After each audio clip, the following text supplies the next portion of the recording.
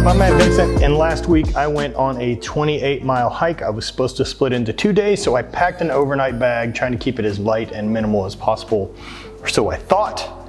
I have not emptied that bag yet, as it's been a few days and I didn't want to look at it.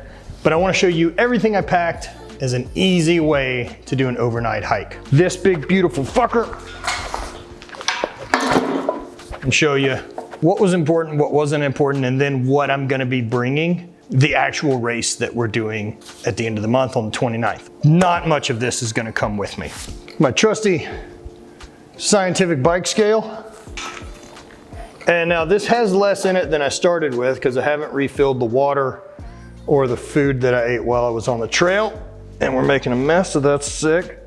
24.4 pounds is what my pack at least weighed. Oh man, made a mistake, Brant.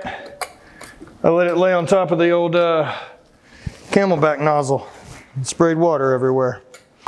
All right, so let's go through the stuff that I packed that I definitely don't need, that I really was glad I packed. Since I was planning on doing overnight, this is my sleeping system. This is just a simple bivy sack, lays on the ground. It's basically just big enough for one person to fit in.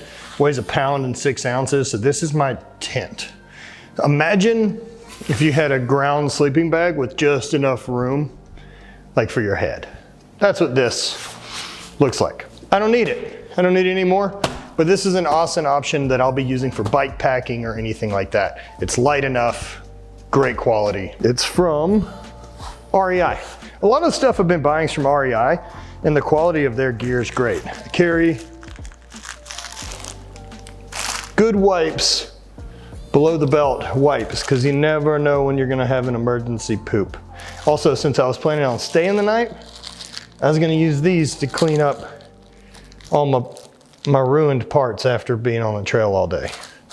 Because it smells so bad. Brought some snacks that I did not end up finishing. Most of these will end up coming with me on the big run. Some honey stingers and some honey gels. Not terribly important. Let's get into the meat. Oh man, there's so much just trash. I didn't leave any trash out there. Man, a real godsend for me was I came across, after like 18 miles on the trail, this water jug that someone had left out there. It's like a trail angel or wherever.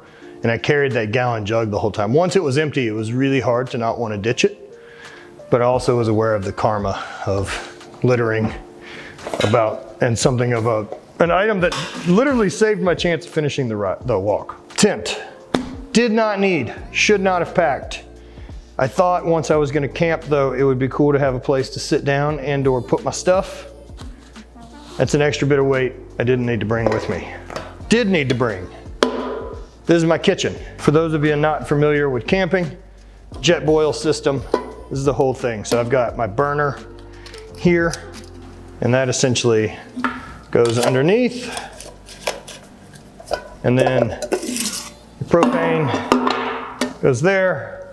Boil food, cook food, do everything. This is an awesome unit. I don't need to bring one this big, but I like the big one because the burner and everything all fits inside of it. Makes it a little bit smaller, tighter to pack up, as I will not forget one of these again, as that has ruined a hike in the past. Food. I just did a bunch of dehydrated meals. For those of you who've never had these, they're pretty good. Tons of sodium, stuff like that. Not terribly important. I won't be bringing these on the big trip. Way overpacked. I ate one of these, I brought 5. Starvation was not gonna be an issue. I did bring, for end of the day, once I got off the trail, a new pair of our Ultimate joggers. These things are super lightweight, super stretchy. I've got them on right now. And after being on the trail all day, these were gonna be awesome for me to sleep in overnight, especially since sleeping temperatures were gonna be in the upper 30s. After being on the trail all day and it being 65 or 70 degrees, that big shift at night was gonna be tough to stay warm through, especially when I'm not packing a lot of tent, right? A long sleeve, little breathable thing, a sleeping bag liner, which I thought would just be enough to keep me warm and also keep my bag nice. And then I bought this really cool insulated sleeping bag liner from Patagonia. And it's just insulated bag. It's just like one of their down jackets made into about the simplest little sleeping cocoon possible. Super lightweight, really fun, also warm. I think would do a great job overnight on a thing like this, especially minimal stuff. So I plan on, with the bike packing, doing more of that. I brought a pillow because I'm weak sauce. I brought a sleeping pad as well. However, I think probably being on the ground would have been fine, but my real concerns were just how crippled I end up waking up the next morning and whether I can go. So I've got to, like, I can't sleep in a tent. I can't do a lot of those things. So basically trying to make the ground dwelling as comfortably as I can without carrying a ton of stuff is my best bet. The rest of anything I packed isn't terribly important, other than it was just more hydration, electrolytes, and stuff like that. So this is my full overnight pack. Now, what's gonna be coming with me on the trail run, I'll show to you shortly. I brought a lucky pipe for electrolytes, like while on the trail. I was really happy with the way I managed to not ever get close to cramping after a 12-hour hike, and I also had to figure out my own water source for a lot of it. So I packed a little Sawyer straw so I could filter water out of creeks and things like that.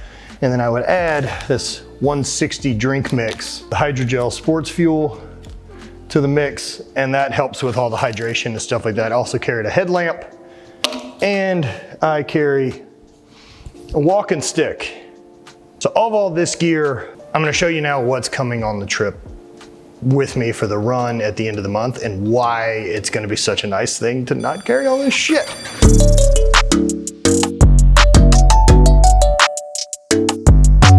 So the comparison of this, by the way, with my jacket hanging from it, that I wore for the early part of the trip because it was cold. So it's this bag is what I carried for 28 miles, a little over 12 hours.